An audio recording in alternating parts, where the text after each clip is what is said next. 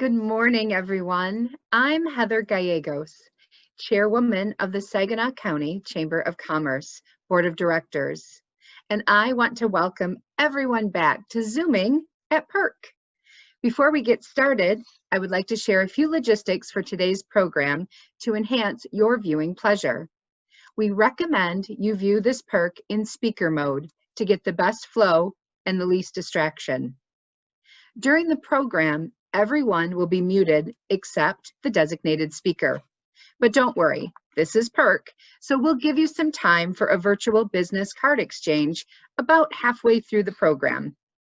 There will be video in today's program, so please be aware that you may need to adjust the volume on your device to a comfortable level. And now, let's begin our program with the Pledge of Allegiance. Please join me. I pledge allegiance to the flag of the United States of America and to the republic for which it stands, one nation, under God, indivisible, with liberty and justice for all. Thank you, everyone. You should have received our Perc brochure as an attachment to your Perc confirmation email. In it, you'll find information on today's new members. There were also several PDFs attachments with information from today's premier Perc and speaker sponsors. We encourage you to review the materials and support your fellow chamber members with business whenever possible. The chamber offers a variety of tools for you to use as you work to increase your business connections and bottom line. The Perc brochure is one of those tools. A variety of chamber benefits are another. Chamber benefit partners provide comprehensive benefit programs for members of the Saginaw County Chamber of Commerce.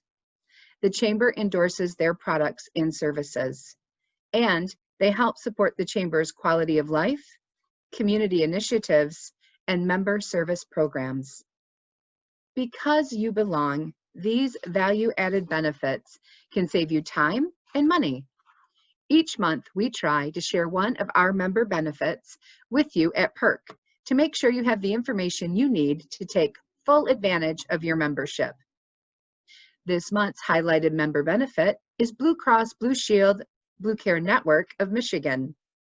No matter the size of your business, Blue Cross Blue Shield of Michigan has tailored plan designs that keep employees healthy and happy. They offer comprehensive health coverage options tailored for organizations with up to 50 employees or a range of options for larger organizations with 51 or more employees. And their private exchange solutions for businesses offer both coverage choices and control costs. Chamber members get more, including decision support tools for navigating plan options and selecting plans, discounts and services to complement your company's benefit plan, and educational resources and guidance for businesses and their employees. For more information on Blue Cross Blue Shield of Michigan, contact a member agent today or visit the Chamber's website at www.saginawchamber.org for information on all of our benefit partners. And now, please join me in welcoming your 2020 Chamber Ambassador Chair, Dawn Boucher from Manor Group.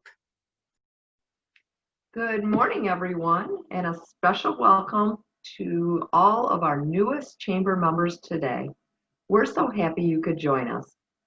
As the state continues to reopen, it's especially important for area businesses to support each other and lift up our local business community.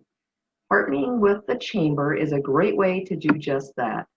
Membership gives you access to a local support network for information, best practices, new business leads, communication, and connection opportunities. That's why we're so happy to introduce today's newest Chamber members. First up this morning, J&B Boots. When you do work that requires you to be on your feet all day, you need to make sure your feet are well looked after. J&B Boots takes pride in providing high quality, competitively priced, American-made boots to working folks in the Saginaw and surrounding areas. Specializing in working, western, hunting, motorcycle, and diabetic boots, J&B also offers on-site industrial clothing, boot service, and boot shoe and repair. Welcome to the Chamber. Next, we have Link Learning. Link Learning believes all students deserve an educational community that sees the good in them, sees the potential, believes in their possibilities, and provides a fresh start for success so they can find the future they deserve. Link Learning provides alternative online schooling resources to students looking to finish their diploma or obtain a GED. Welcome to the Chamber. And our final member this morning is My Smile Journey by Thomas Orthodontics.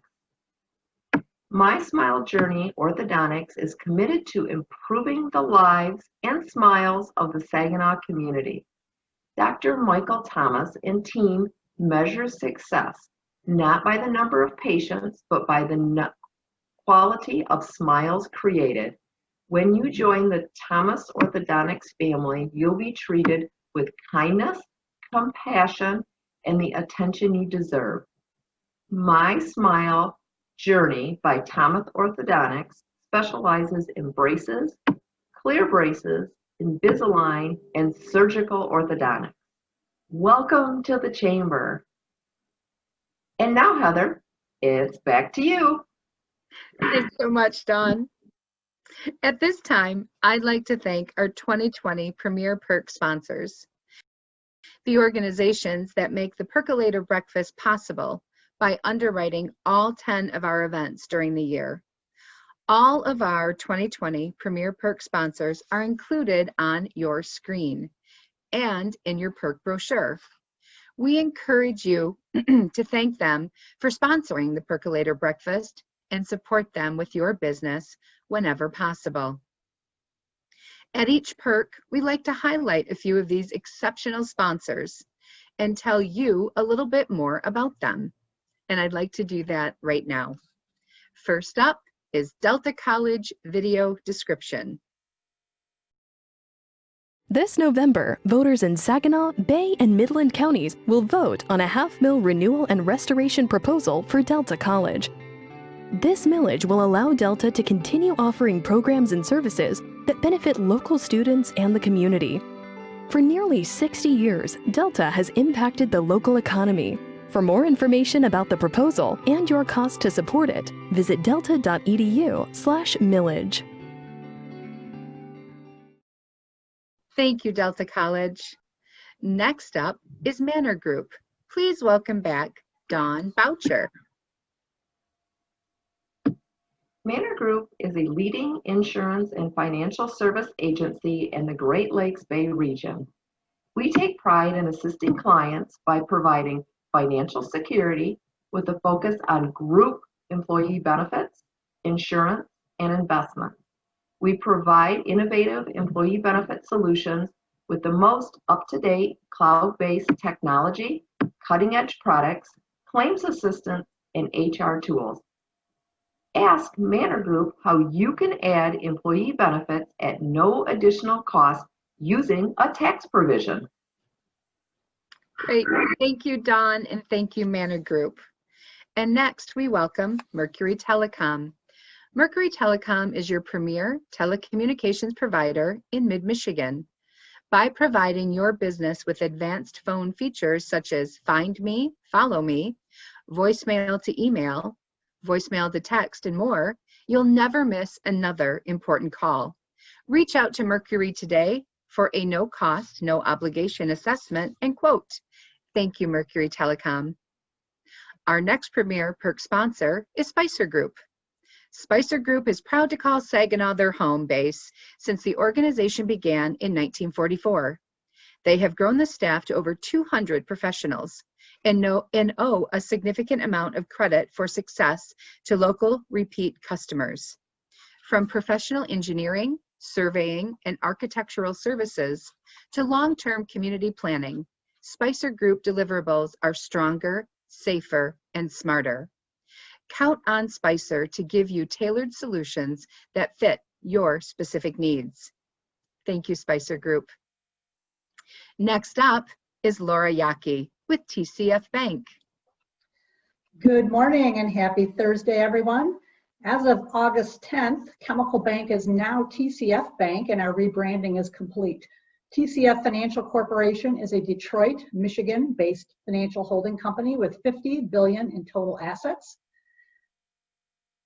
As of June 30th, we are a top 10 deposit market share in the Midwest. TCF's primary banking subsidiary, TCF National Bank, is a premier Midwest bank offering consumer and commercial banking, trust and wealth management, and specialty leasing and lending products and services to consumers, small businesses, and commercial clients.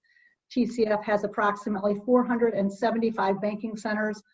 Most of them are open, primarily located in Michigan, Illinois, and Minnesota, with additional locations in Colorado, Ohio, South Dakota, and Wisconsin. TCF also conducts business across all 50 states and Canada through its specialty lending and leasing business. To learn more about TCF, visit tcfbank.com. Thank you. Thank you, Laura, and thank you, TCF Bank. And now our final Premier Perk sponsor this morning is Team One Credit Union. Team One Credit Union is a proud member of the Saginaw community. They offer a full array of financial services, including loans, mortgages, credit cards, commercial services, investment and insurance services, and scholarships for high school seniors. They also offer many more free remote services, including mobile deposit, online bill pay, Apple and Samsung Pay, and e-sign services. Team One's friendly, knowledgeable staff members truly care about the community and are often seen volunteering for various causes and events throughout the year. They invite you to stop in. Team One Credit Union has 4 locations in Saginaw and are here to serve your financial needs. Thank you, Team One Credit Union. And now it is time for today's community update with your chamber president and mine, the always energetic and lovely Veronica Horn. Veronica, it's all yours. Thank you, Madam Chairwoman, and good morning, everyone. I don't know about energetic, but I certainly am a quick, savvy technology sponsor. My internet at home dropped, so I am coming to you via my cell phone. But that's what we do in today's atmosphere. So I want to give you a quick community update before we get to our keynote speaker. Coming up on October 5th, this coming Monday, is our Regional Chamber Partners Summit. This includes the Saginaw, Bay, Midland, and Mount Pleasant area chambers of commerce. This year, we're featuring nationally renowned political commentator and friend to Michigan, Frank Luntz, and presenters of the Partners in Progress Community Heroes Awards to Consumers Energy, Dave Dittenberg, Go Great Lakes Bay, and our regional hospitals, Covenant Healthcare, McLaren, Mid-Michigan Health, and the Alida E. Lutz VA Medical Center and Ascension St. Mary's Hospital. So we urge you to join us. Right now, I am going to take you to our Senior Director, Susan Moody, to give you an update on the Chamber Challenge campaign. Here you go, Susan. Thank you, Veronica. Good morning, everyone, and happy October 1st. Ball's in the air, and that means it's that time of year for the Chamber Challenge campaign. If you're not familiar, the Chamber Challenge is a unique approach that offers you the opportunity to plan all of your sponsorship, advertising, and donation commitments to the Chamber for the coming year while you plan your budgets. Obviously, no one predicted the year that we would have when you were looking at your budgets last year. The Chamber is 100% funded by member companies. Membership dues and sponsorship dollars make up nearly all of the Chamber's budget. We sincerely thank you for your membership and support during this crazy time. Like you, we have had to find new ways to do business. We relied on face-to-face platforms for you to make those important connections and build relationships. We've had to learn new technology, ways to work remotely as a staff, and to look for new and creative ways to maximize your membership. Through trial and error, we've found in many ways it works and in many ways it doesn't. With that said, we've had to make some very tough decisions, and that includes canceling the annual Leadership Awards Luncheon, the annual meeting, and business after hours this year. The decision was made for your safety and not to jeopardize the integrity of those events. We've also had to make the very tough decision to postpone this year's Leadership Saginaw class. It will continue in 2021 when every session can be held to the quality and standard that it should be. We are committed to the success of our community and will not shortchange that experience. Now, any paid sponsorship that was not delivered in 2020 will be honored in 2021. Now, the big question on everybody's mind is, what will that look like? So here's where we've looked at our crystal ball, threw in some fairy dust, and prayed to the chamber gods. And in an effort to make the most of an uncertain time, we've made some big changes to the coming year. Now, you don't have to write this down. We'll be sending you emails and information. So the Chairman's Ball, which is typically held in February, will now be held in October. The annual meeting, typically held in March, April, will now be held in February. And the Community Awards Luncheon, which is held in November, will be held in April. The golf outing moves back to June. So essentially, we just flip-flopped some events. The Public Policy Bites legislative series and Big Strategies for Small Business will be 100% electronic. Sales Leads Roundtable groups will continue to meet from the comfort of your laptop, cell phone, and favorite electronic device. There will be no business after hours in January, February, or March. We will resume in April if the current environment permits. The Young Professionals Network programs and events will follow the Chamber's protocols. Professional development series will be online. Face-to-face networking and service events will begin in accordance with the Chamber's schedule. Board meetings and committee meetings will continue to meet online until it's safe to meet in person, and the Chamber building remains closed to the public. I want to wrap up with the Chamber Breakfast, or with the Percolator Breakfast. We've received some great feedback from all of you, and all sponsorship levels will remain the same for 2021. However, the deliverables will be slightly different for the new series. The plan, based on the current environment, is to continue monthly events online until June, unless we can meet as a large group before that. Premier Perc sponsors may provide a video commercial to be shared on social media in your featured month. You may also participate in the Perc program by reading your business description, and all sponsors will receive a registration list of Perc attendees for you to follow up with, make those new connections, or connect on social media and LinkedIn. Once we go back to in-person events, we will go back to your traditional deliverables. Myself and the Chamber diplomats will be reaching out to you over the next few months to review your current sponsorship and discuss some new opportunities. Your business has had to adapt to the new online environment, and we have several platforms that have been underutilized on the Chamber's website and other electronic outlets.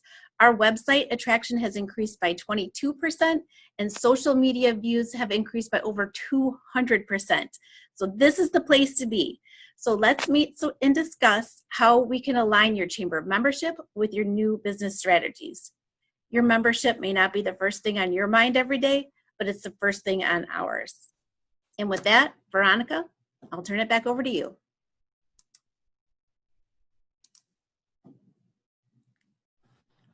Thanks, Susan. Thank you, everybody.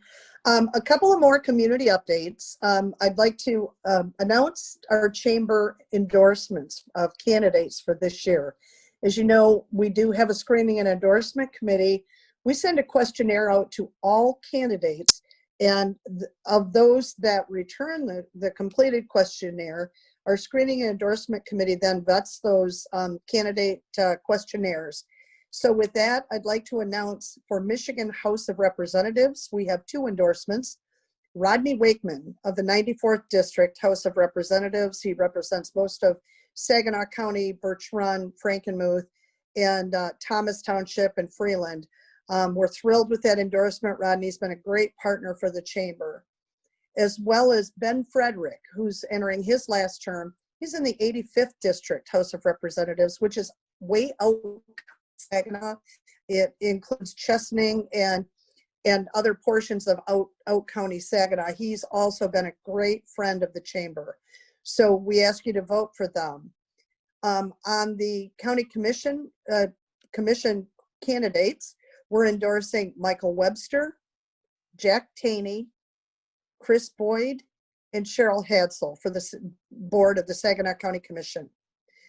We looked at 3 issues this year, and one is there's a millage for the Department of Public Health, and that is a new millage. We looked at that millage question, and we have endorsed a yes vote. They offer a number of services that the other health organizations don't. Vaccines, they will be doing mobile visits to rural communities to administer vaccines and other health services. Another one is the city of Saginaw is a major bond proposal, and that would result in 1 high school for the city of Saginaw, renovating the old high schools into SASA and a middle school, and we have endorsed that as a yes. And then finally, our great local college, Delta College, is asking for a millage renewal and reestablishment of a millage that went away. We are endorsing that as a yes, strong yes vote. So those are our endorsements for November. And then we've got 2 more events. One, mark your calendars for October 21st. We have it tentatively scheduled at 4 o'clock in the afternoon for a candidate forum that we're doing in partnership with the Bay Area Chamber of Commerce. This candidate forum will include Congressman John Kildee, Congressman John Molinar. Then the second one would be Congressman Dan Kildee and his challenger, Tim Kelly. Also invited to weigh in are state representatives Rodney Wakeman, Ben Frederick, and then the Bay portion would be Brian Elder and his challenger, Timothy Beeson. We think that'll be a very valuable and worthwhile event, so we're going to ask you to mark your calendars for that. And then finally, the YPN is hosting an informational webinar on October 22nd on navigating our local real estate market for young professionals. This event is open to the YPN, but all chamber members who might be interested. We'll provide great information for anyone who is a soon-to-be first-time homebuyer or who is looking to refinance or upgrade.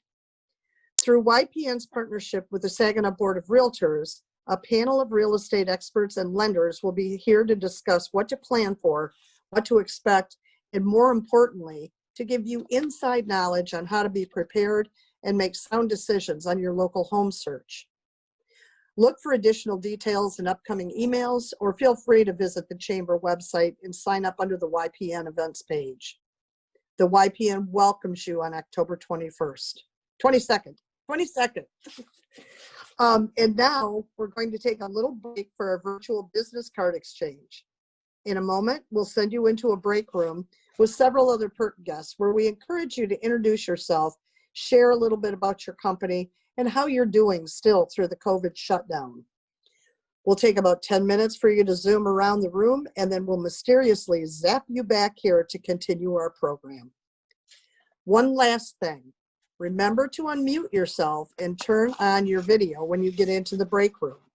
If you use the call-in number to log in instead of the Zoom app or provide links, press *6 to unmute yourself. Happy Zooming.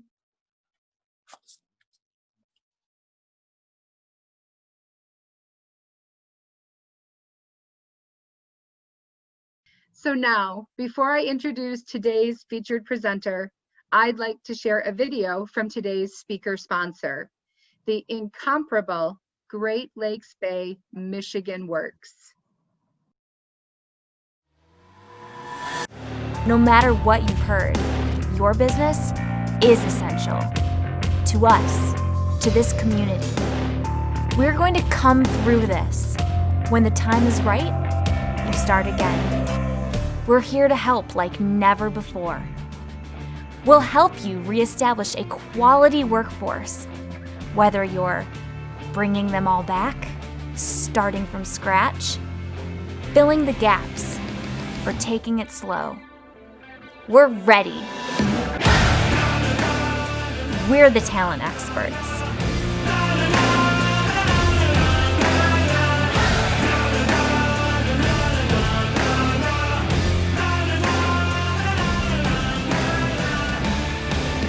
Let's get back to work. Great Lakes Bay.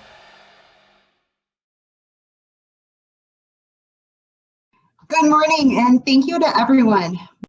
My name is Cheryl Tarrant. I am the Director of Business Services and Community Relations for Great Lakes Bay Michigan Works, and it is my pleasure to introduce today's featured presenter. Rich Studley became President and Chief Executive Officer of Michigan Chamber of Commerce in July of 2008.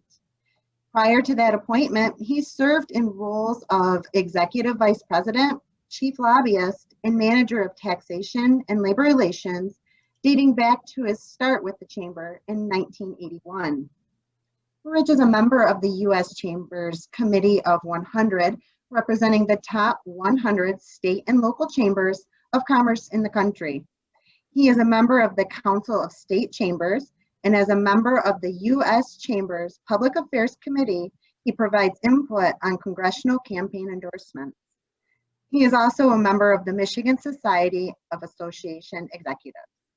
Rich is a graduate of the U.S. Chamber of Commerce Institute for Organizational Management and the American Chamber of Commerce Executive Leadership Development Program. In December of 2014, Rich delivered the winter commencement address and received an honorary Doctor of Laws from Northwood University in Midland, and was appointed by Governor Snyder to serve an 8-year term as a member of the Board of Trustees for Central Michigan University. Fire up, Chips. Please welcome Rich Studley. Good morning. I'm really sorry I can't be there with you in person today, but I just want to let you know how much I appreciate the opportunity to visit with you. Oh, I'll have a cup of coffee. I'm a proud Chippewa, but I know the great work that goes on at Saginaw Valley and Delta community. And I just wanted to thank you for the opportunity to visit with you today. This is not the first time I've spoken at this event, and I hope you all appreciate the extraordinary work that the Saginaw County Chamber does. You have amazing staff, outstanding volunteers. I want to say thank you to Nancy, who's been very helpful with a lot of the administration of this event. Technology is not a great strength for me, so I'll try not to disconnect myself during the talk. And I want to thank Heather and Cheryl and all of your sponsors. Great events like this just don't happen without a hardworking chamber staff, great volunteer leaders, and of course sponsors. I noted a couple of things today that I hope those of you who are participating will appreciate as really hallmarks of an outstanding chamber. One is simply the size and the diversity of the participants today. The other is the fact that you're providing leadership at the state and local level. Your chamber is to be commended for being involved in both the legislative and the political process. One thing we know at the Michigan Chamber is often the most important decision in government is who decides. And so I note that you announced today not only endorsements for the State House, but also for a number of local offices. In Michigan, with term limits, those who serve at the local level, whether it's as a mayor or city council member, township supervisor or trustee, county board of commissioners, they're often the farm club for those who will serve in the state house or the Michigan Senate. And during my career with the Michigan Chamber, we've seen state lawmakers run for Congress and become very strong advocates for the Great Lakes Bay region. I think of John Molinar. Other parts of your region are represented well by other members of Congress. And so I just want to commend you for your commitment to be member-driven and to be policy-focused. I thought I would set the stage this morning by sharing with you results of a survey of Michigan Chamber members. We sent out this survey in late August and early September. And like the Saginaw Chamber, we are member-driven and policy-focused. I share these highlights with you to just kind of set the table for the mood in the business community about the upcoming election and some of the things that are happening or not happening in Lansing. Question number one was, what are the biggest challenges you're facing? I think most of the respondents took this in terms of what is the biggest challenge facing your business, your industry, or your community. 42% at the time said competing with unemployment benefits, and that until recently exceeded paychecks. There's been a lot of concern in the news media and in the business community about whether Congress and the president will agree on another round of relief for states across the country. If there is a breakthrough at the congressional level, it needs to happen pretty soon because Congress will be recessing for the elections. I was on a conference call yesterday afternoon with the U.S. Chamber, where they are not optimistic given the sharp differences on policy between the U.S. House and the U.S. Senate, but there's still a possibility of a breakthrough as long as they are in session. It is important that we receive supplemental funding from the federal government for unemployment insurance benefits. Many hardworking Michiganders are unemployed through no fault of their own as a result of COVID-19, the impact on the business community, and the response from state and federal government, whether it's stay-at-home orders or a slow process to allow businesses to reopen. So next item was understanding what is required under state, federal, and local guidance, including the governor's executive orders. We are a large and diverse state. I'm reminded of that every day. Living and working in Saginaw is a lot different than living and working in St. Ignace. And so it's the same thing as how it's different living and working in Bay City as opposed to Benton Harbor. Part of the challenge we have with the state and federal government's response to COVID-19 is kind of a one-size-fits-all approach that doesn't recognize the extraordinary needs and the special differences from one region to another. So we will stay focused on moving forward together. Like you, we have worked very hard to provide our members with resources. If you continue to have questions about COVID-19 or the governor's executive orders, I think the governor has now issued over 100 executive orders. The nature of these orders is that they are intended to apply to the entire state. So sometimes they are vague, sometimes they're a little confusing. The governor has now issued over 180 executive orders. Some of the new executive orders amend pre-existing orders. Our team at the Michigan Chamber will do its best to help you sort that out. You can visit michamber.com and go to our COVID-19 toolkit for employers. That information is available to you, especially because you're members of the great partnership that we have with the Saginaw County Chamber, but you don't have to be a member of the Michigan Chamber to access this. If you have a question, please ask Veronica and her team. And if they don't already have the answer, we will respond promptly.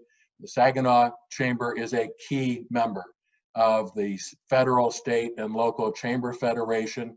I'd also start these comments by just saying thank you. Over the years, you have sent us extraordinary people to serve in the State House and the Michigan Senate, good people from both sides of the aisle, good people to serve in Congress who are strong advocates for Saginaw and the Great Lakes Bay region. We have an especially close and positive relationship with Congressman Molinar. I've been on the job long enough now that I've seen local government officials become state officials and state lawmakers become members of Congress. So know that you are well represented both in the halls of Congress and in the State House. Frankly, that's not something I can say to every Chamber of Commerce that I speak with, and you have good reason to be especially proud for the leadership role you play in public policy. Interestingly, another concern for many employers are the questions relating to employees. Even at the Michigan Chamber, we have 25 employees at the State Chamber. We have younger employees, middle-aged employees with children at home, children in elementary school, middle school, or high school. I was talking with my colleague the other day about one of my colleagues, our chief operating officer, about managing work from home when he's also supervising 2 children that are engaged in online learning. Transportation can also be a challenge these days for many employees. And in some cases, we've heard from employees who have older parents who are in need of care. So I think it's a reminder to all of us that chambers of commerce are about helping our members.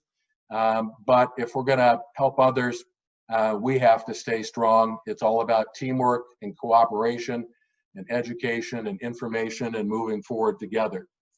The second question I wanted to highlight for you today was simply asking chamber members, what can we do to be most helpful to you during this time? The top 3 answers were: number 1, re-engage in advocacy, lobbying for changes in public policy that will help my business survive or recover. Number 2, continue to provide information available on our website. We have halted in-person seminars. We've converted those to webinars. You're always welcome to attend and participate in those. There are no charge, and we have a library now on various topics. The other is simply something the Saginaw Chamber does every day, and we try to follow your good example, and that's just to be available as a chamber staff as we work from home to serve our members and to answer your questions. I do want to share with you that there's a third question that we asked that relates to a policy issue that I will touch on a little bit later.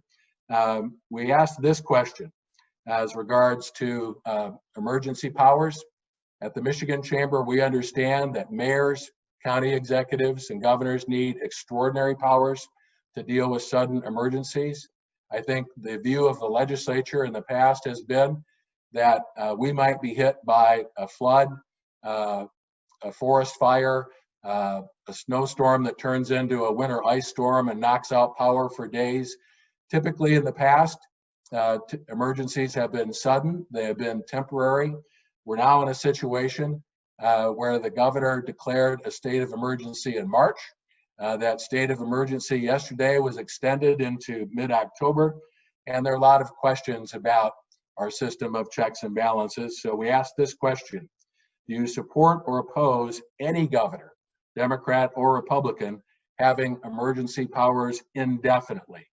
That is to say, the governor would decide when there is an emergency, how long the emergency would last, and when the emergency would end.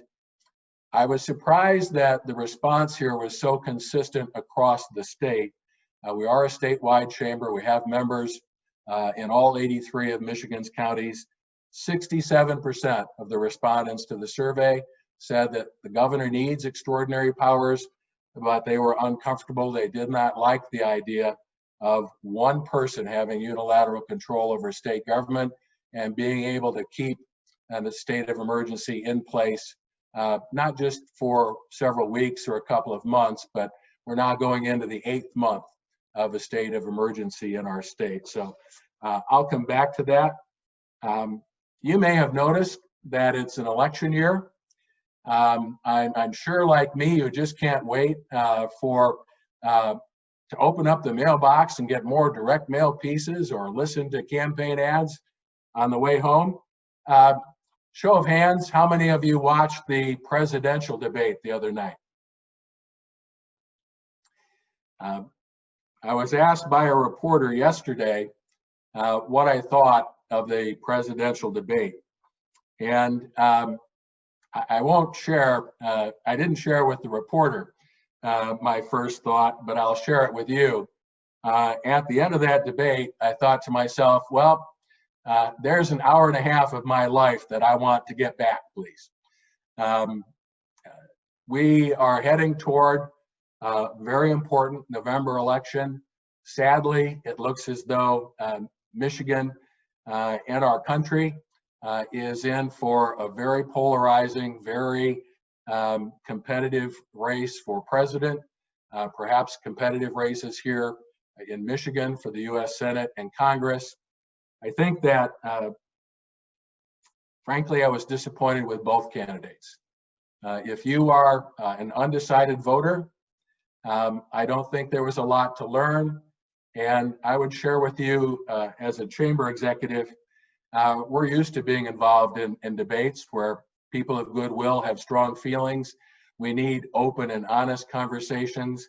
I would hope that the campaign staffs for both candidates would talk with their candidates about allowing others to speak without interruption and answering the questions that are asked. I'm hopeful that the second debate will be more informative and the candidates will allow each other to express what they are in favor of. I think this is a time when, especially in the business community, we're good at identifying problems, but business people are problem solvers. Chambers of commerce are problem solvers. I think the candidates that will receive support from the business community are the candidates who are brutally frank about the challenges we face, but also have a positive vision for our future. And that's why it's so important for me to reaffirm something you've heard earlier today from Veronica, who's a great friend and fellow chamber executive. Vote, vote, vote. It is absolutely essential, whether you're a Democrat or Republican or an independent, that you get out to vote, that your voice is heard. We will see again this year at the local level and across the state, competitive election campaigns for local office that are decided by a 1 vote or 10 votes or 100 votes. We're going to have some campaigns for the state house that will probably be decided by 500 votes or less in swing districts. So you and your employees can make a difference. I would share with you that as business people, as employers, it's not a good idea to tell your employees how to vote. I recommend against that, but all of the information you have received from the Saginaw County Chamber about state and local races, it is absolutely permissible for you to share that information with your employees to say, there's an important election. There are a lot of different ways to look at this. I just want to share with you for your information from the Saginaw Chamber of Commerce. Chambers are nonpartisan or bipartisan in nature, and that information about the local millage election, for example, is critical. Michigan is still in play when it comes to the presidential campaign. How do I know?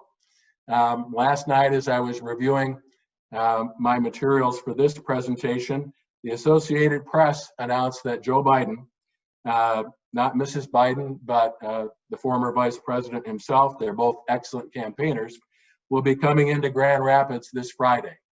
Both the president and the vice president have been in Michigan. That tells us that the race is still very competitive here. We're also going to have a competitive race for the US Senate. Incumbent Gary Peters, a Democrat, is seeking re-election.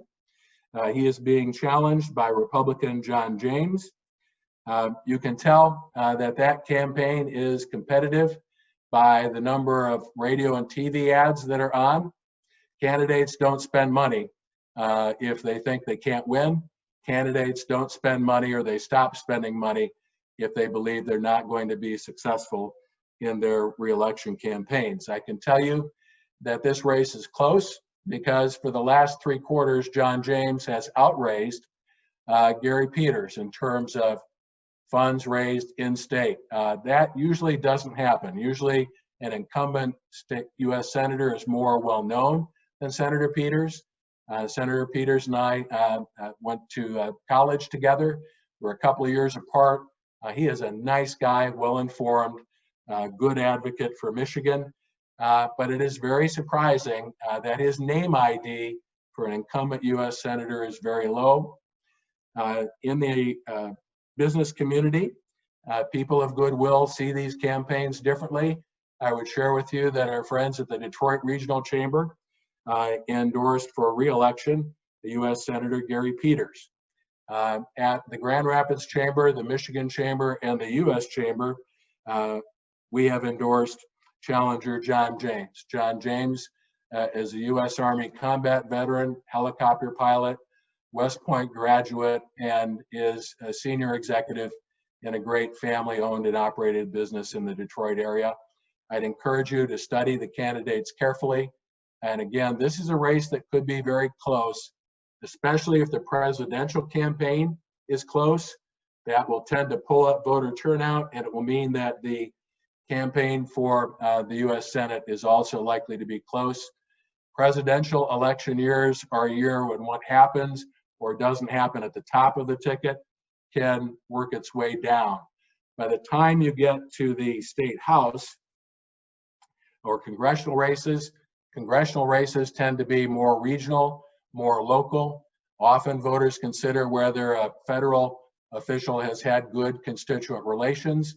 You are in a much better position to evaluate that as business leaders and community leaders in Saginaw County. It's very fair for you to evaluate whether your state and federal officials have been available. Do they answer the phone if you have a question or a problem? Do they participate in local events? I want to focus now a little bit on what's happened in Lansing. This has been a year where there have been sharp differences between a Republican-controlled state house, a Republican-controlled state Senate, and 3 Democratic officials at the state level.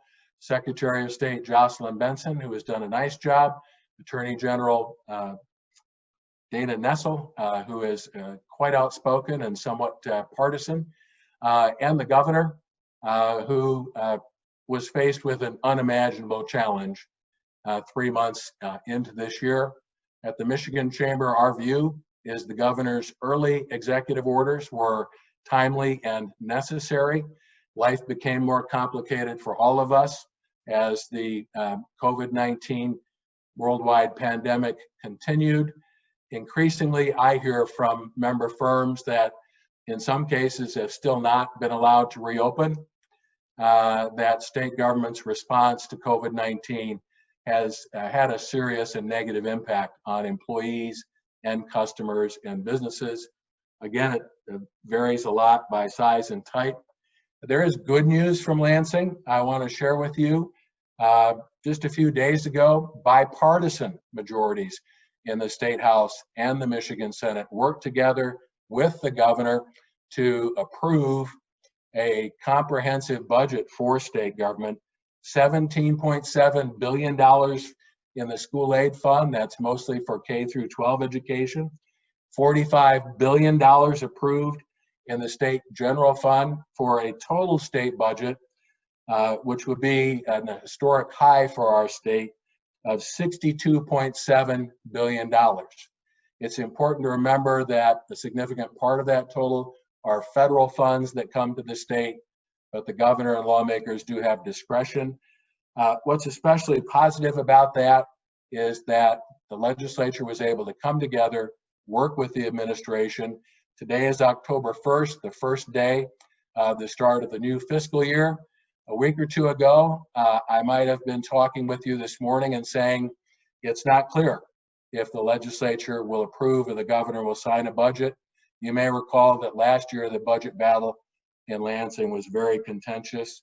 So I share that good news with you to demonstrate that people of goodwill, Democrats and Republicans, can come together. Employees, employers can come together.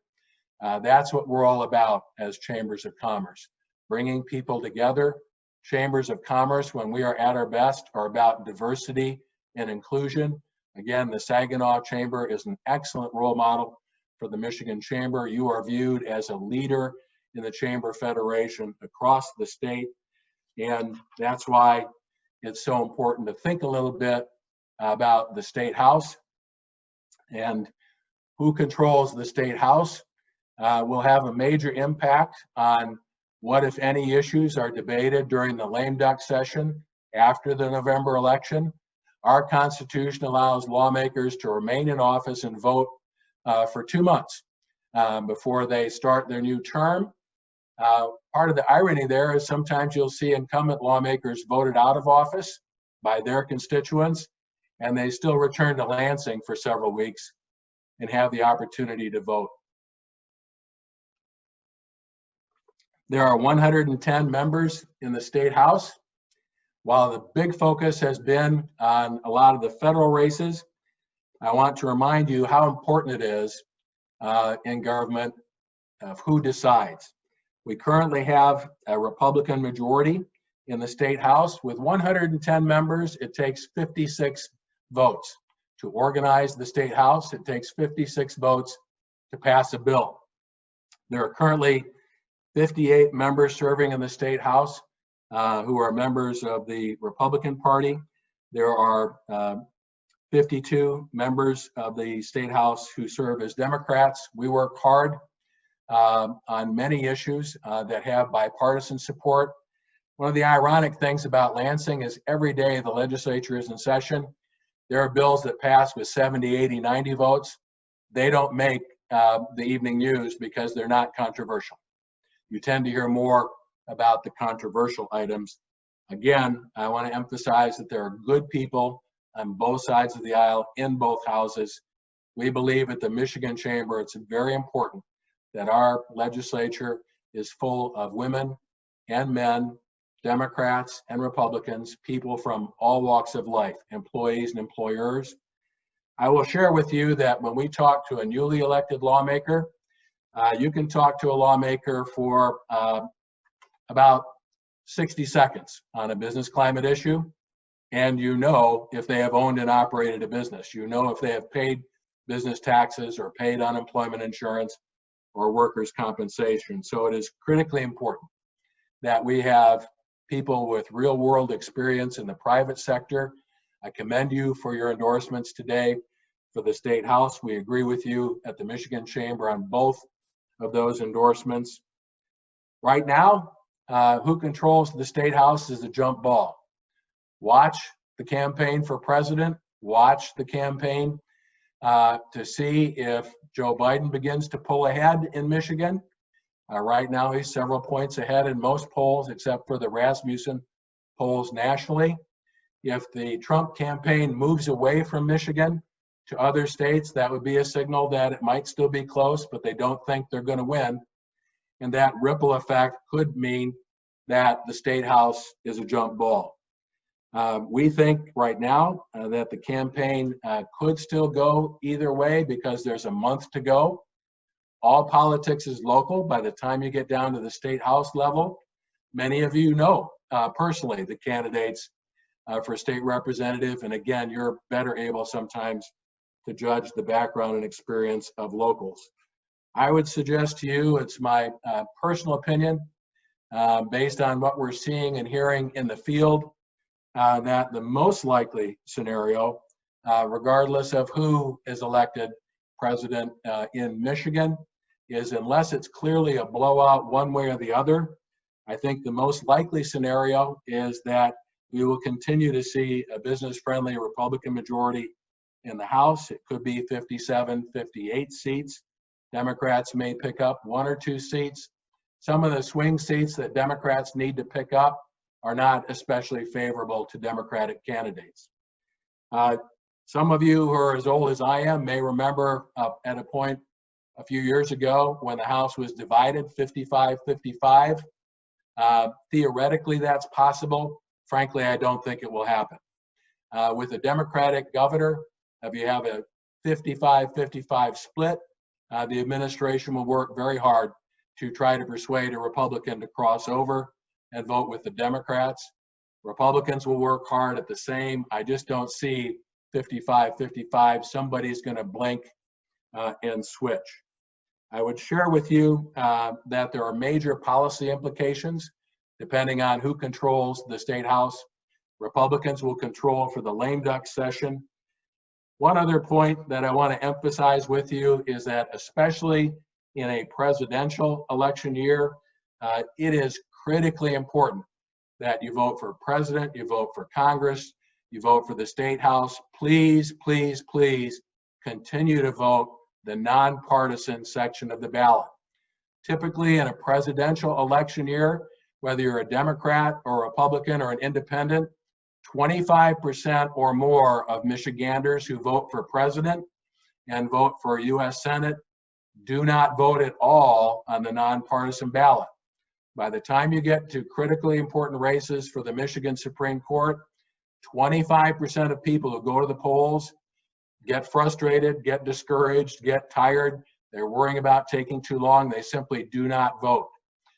The makeup of the Michigan Supreme Court is critically important. We know from experience as a business community that we can win a battle in the legislative process and lose it in the regulatory process or in the courts. And so it is very important that we have a fair and balanced, fair and independent Supreme Court.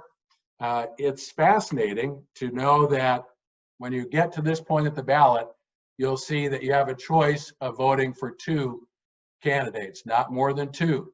There are actually 7 candidates running for the 7-member Michigan Supreme Court. We have libertarian candidates, a natural law candidate, a Green Party candidate, and then candidates nominated by the Democratic Party and the Republican Party. They don't have their party identifiers. It's a quirk in our Constitution. Our Supreme Court is nonpartisan. We received requests from 3 candidates running for election or re-election to the Michigan Supreme Court. We interviewed Chief Justice Bridget McCormick, who was nominated by the Democratic Party. She has done an extraordinarily good job.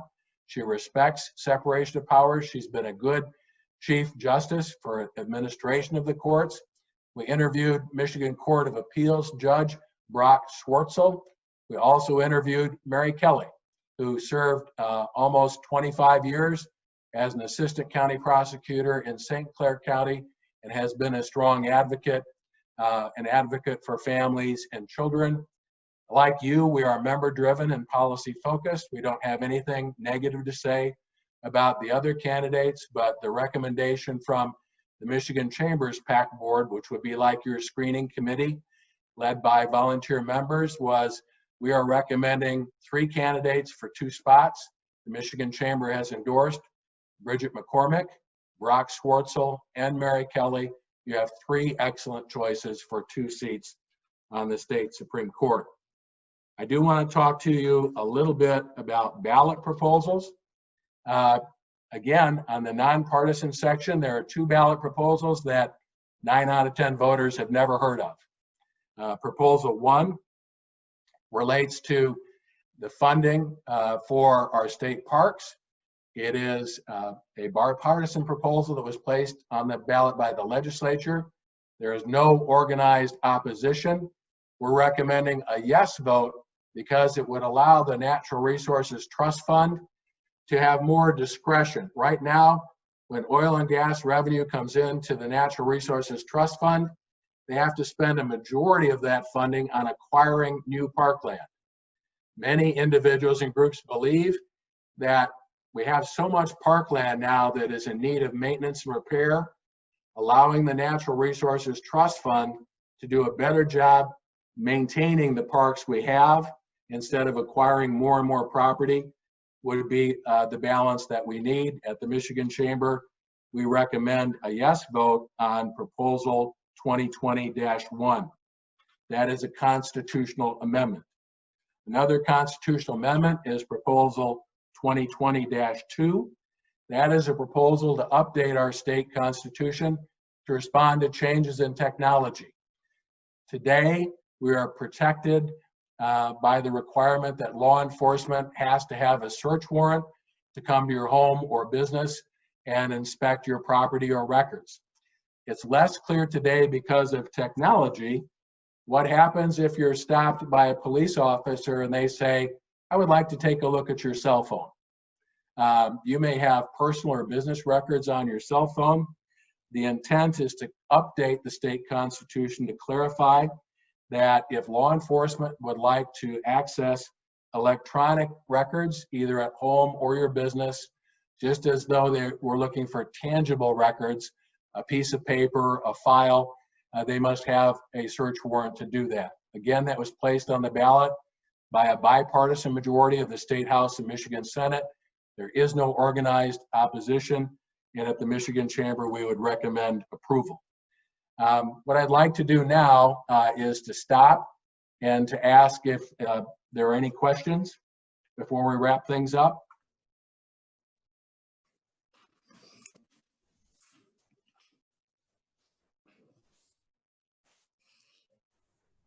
Well, thank you, Rich. Do we have any questions from the audience? Please put them in the chat and we can ask Rich.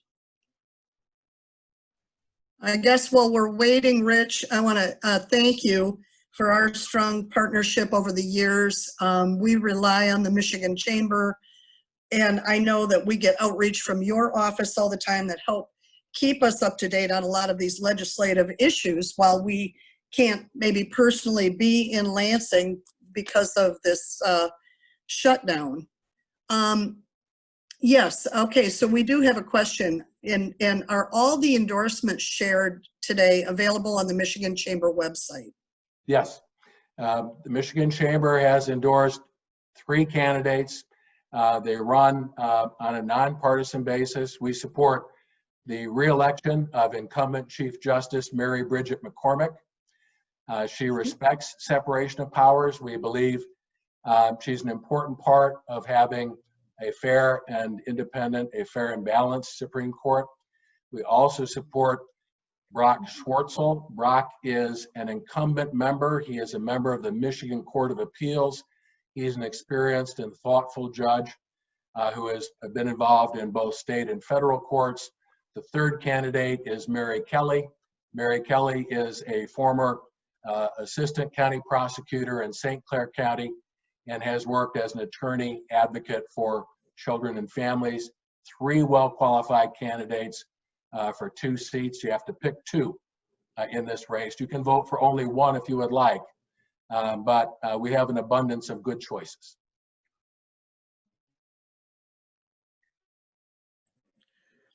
Thank you. I hope you all are taking notes.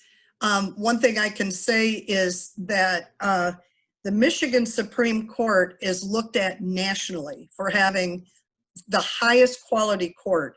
So it really is important that we pay attention, that we vote and continue that fair and balanced Supreme Court. They really are a thoughtful group, and they have such an impact on the state of Michigan.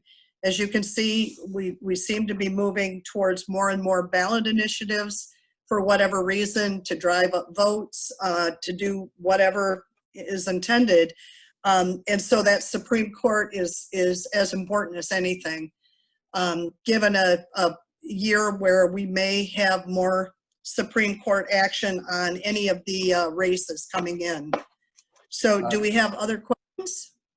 Oh, go ahead, Rich. Did you have a comment there? Veronica, on your point about ballot proposals, if we were meeting a year ago, I would have told you there might be 6 or 7 proposals on the ballot, including several that would have a very negative impact on our tax climate or business climate. The good news is those proposals didn't make it.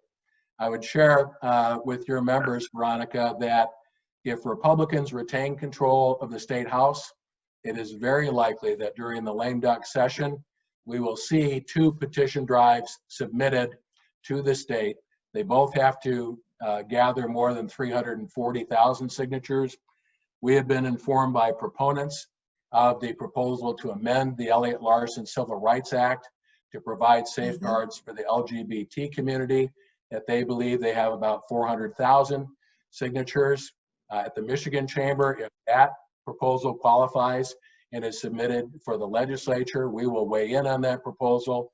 and encourage the legislature to act. We think it's critically important that Michigan is welcoming to all. There is another proposal, Unlock Michigan, that would repeal the law, the 1945 law the governor has allowed, that has allowed the governor to have a state of emergency in place indefinitely. If the 1945 law is repealed, the 1975 law would remain in place. The governor would still have extraordinary emergency powers, but she would have to work with the legislature on sort of a month-by-month basis. The legislature would have to reaffirm the governor's emergency authority. The intent of that proposal is to restore our system of checks and balances where the executive branch and the legislative branch are on the same footing. So two very important proposals that could come up during the lame duck session. We will have more information for you on both of those that we will share with Veronica, you and your members, because you're such a critically important part of the Chamber Federation. And we'll see, it could be, if Democrats take control of the House, there may not be any lame duck session at all. So I would say the lame duck session is a jump ball, and we'll just have to be ready to participate and push hard for good public policy on both of those proposals. Thanks, Rich. I found it interesting too that there's talk about it taking so long to count these signatures on the especially the Unlock Michigan, and kind of a wink and a nod toward the Attorney General that they will start counting unless the Attorney General weighs in on it. And so that was of some concern. Mainly, this isn't about one party or the other. This is about working together. And the Saginaw County Chamber strongly urges the administration to begin working with the legislature again. You know, not one person has all great ideas. And I think you agree that we have a lot of talent in both the House and the Senate that are eager to work with the administration to help get us through this financial crisis, not just a health crisis, and move Michigan forward. So I'm concerned about holding that up.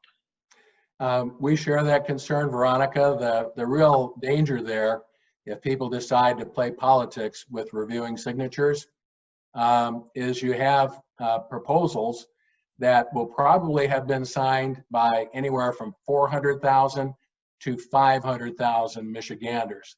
The idea that 500,000 Michiganders could sign a petition and that it wouldn't be submitted promptly. There are a lot of good people in state government. There are good people in the Department of State. Yes, the Secretary of State needs to focus on the November election.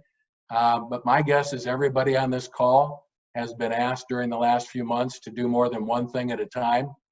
And we're confident that in a 30 to 45-day period, if they're going to count signatures for one of these proposals, they need to do both. To be fair to proponents of amending the Elliott Larson Civil Rights Act to make our state more welcoming, and to be fair to proponents of Unlock Michigan to restore our constitutional system of checks and balances. Let the people's branch of state government decide this question. Sadly, I think there are some people, and if the legislature doesn't act on these proposals, they will automatically go on the ballot for the November 2022 election. One thing we don't need are these two ballot proposals hanging over the heads of the governor, the attorney general, the secretary of state, and the state house. We want the legislature to do its job, figure this out, and solve these problems now. We have a full-time legislature that's paid to do this. We need to clear the decks so that they can debate and vote and resolve both of these issues. In states where these campaigns have dragged on for months and months, they tend to be joined by out-of-state groups with national interests. Exactly. And, there's not a lot of education that goes on or thoughtful messaging in 30-second sound bites. Exactly. Well, do we have any other questions for Rich while we have him? We're fortunate to have him here. So if you have a pre-election question, type it in the chat room. Well, it looks like you have thoroughly educated our members, and for that, we really appreciate it, Rich. So with that, thank you again today for joining us. I know how busy and hectic it is at the Michigan Chamber, so we're always very grateful when you share your time with the Saginaw Bay, Midland, Mount Pleasant area. It's always interesting, informational to have you with us. So, and remember, I can underscore what Rich said. Take your time voting. Be thoughtful about your voting. We have internet. Look up the candidates and their positions. It's so critical. And take your time either at home if you're voting absentee or if you go into that voting booth. Don't feel rushed and vote the entire ballot. It's so important. These lower level offices and particularly the ballot questions have such a direct impact on your lives, on your business every day. Don't skip over them. So to wrap things up, I'd like to take just a minute to thank our morning's MC, our very own Chamber Board Chairwoman, Heather Gallegos. We also want to thank today's sponsors. We really appreciate your support and your participation. Without you, we couldn't provide the services and events that bring us together to communicate, connect, and influence our way to a thriving business community. Our next virtual Perc is on November 5th. We'll take a look at phase 2 of the DTE Energy Wind Farm, and I hope you'll be able to join us. Until then, thank you for coming. Shop with other chamber members. Look for that chamber sign because they give back locally, they support the community, and enjoy the rest of your day. We are adjourned.